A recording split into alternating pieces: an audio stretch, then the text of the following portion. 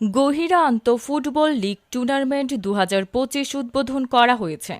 শুক্রবার ৩১ জানুয়ারি Gohira football academy আয়োজিত উদ্বোধনী অনুষ্ঠানে প্রধান অতিথি ছিলেন চট্টগ্রাম ইন্টারন্যাশনাল মেডিকেল কলেজের অধ্যাপক ও বিভাগীয় প্রধান অধ্যাপক মোহাম্মদ হাসান মিয়া। সভাপতিত্ব করেন মোজাম্মেল হক চৌধুরী।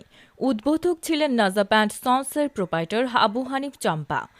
অতিথি ছিলেন স্টুডেন্ট সলিডারিটির সাবেক সভাপতি দিদারুল ইসলাম দীপু, উপদেষ্টা আহমেদ সোয়া কর্ণ চৌধুরী, মেজবা উদ্দিন আক্তার।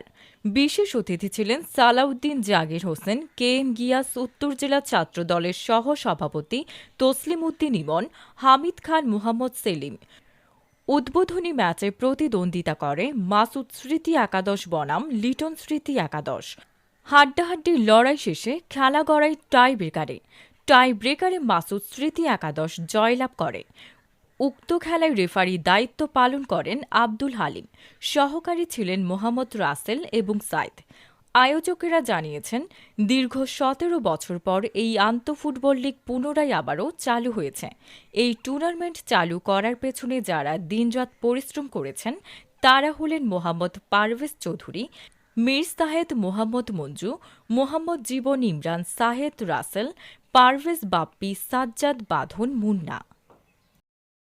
আমি সবার কাছে কৃতজ্ঞ, বিশেষ করে পারভেজ আরও যারা আছে, যারা উদ্যোক্তা, এদের কাছে অত্যন্ত আন্তরিক ধন্যবাদ জানাচ্ছি।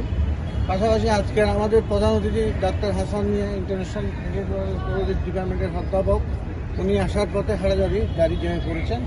৬টা টিম হয়েছে, আরও চাইলে আরও ৬টা টিম হতে পারবে। এখানে অনেক খেলোয়াড় নাম দিতে পারেনি, আমাকে অনেকে ফোন করে বলছে দিদার ভাই আমি খেলবো, দিদার ভাই আমি খেলবো।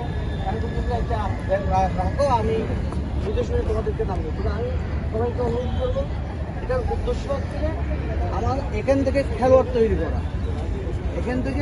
তৈরি করা। সময় স্বল্পতা, আমি বিশেষ কিছু করতে পারছি না। আমি সবাইকে আন্তরিক ধন্যবাদ।